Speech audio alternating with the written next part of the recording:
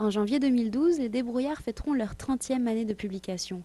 Au mois de novembre, le petit frère des Débrouillards, le magazine des explorateurs, célèbre ses 10 ans. Félix Maltais est l'éditeur des magazines. C'est avec son équipe qu'il a imaginé ces publications pour les jeunes sur la découverte du monde, de la science, des arts et du sport. Félix a accepté de nous expliquer l'éventail de son métier. Le rôle de l'éditeur d'un magazine comme Les Débrouillards et Les Explorateurs, c'est de s'assurer que les choses marchent bien. Donc, s'assurer qu'on a les meilleures personnes possibles pour produire le meilleur magazine possible et pour le vendre au plus de gens possible. Donc, ça veut dire engager une rédactrice en chef, une journaliste, une assistante de rédaction, une directrice artistique pour faire le montage et des gens pour faire la promotion de ce magazine-là. Il faut des gens aussi pour vendre de la publicité. Ça fait partie de notre budget de vendre un peu de publicité à des organismes ou à des partenaires qui veulent transmettre des messages, souvent des messages de nature scientifique aux enfants.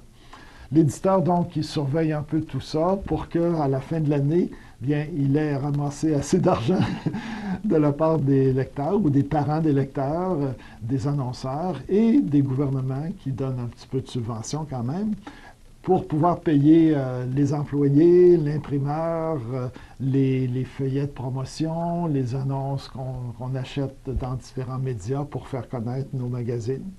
Alors, c'est un peu ça le rôle de l'éditeur, donc c'est très varié, hein, puisque je travaille des fois avec les gens de rédaction pour améliorer certains textes ou certaines mises en page. En 1981, le magazine était bien différent. Des petits livres d'expérience avaient été publiés, puis, l'année suivante, en 1982, un bulletin mensuel était envoyé aux abonnés. 16 pages d'expérience, une bande dessinée et des articles sur les loisirs scientifiques. Au début, c'était à temps partiel, c'était pour mon travail à temps plein. Le magazine a commencé tout petit, mais maintenant, nous sommes rendus, cette année, nous allons publier 27 magazines, 11 débrouillards, 5 numéros hors série et 11 magazines explorateurs.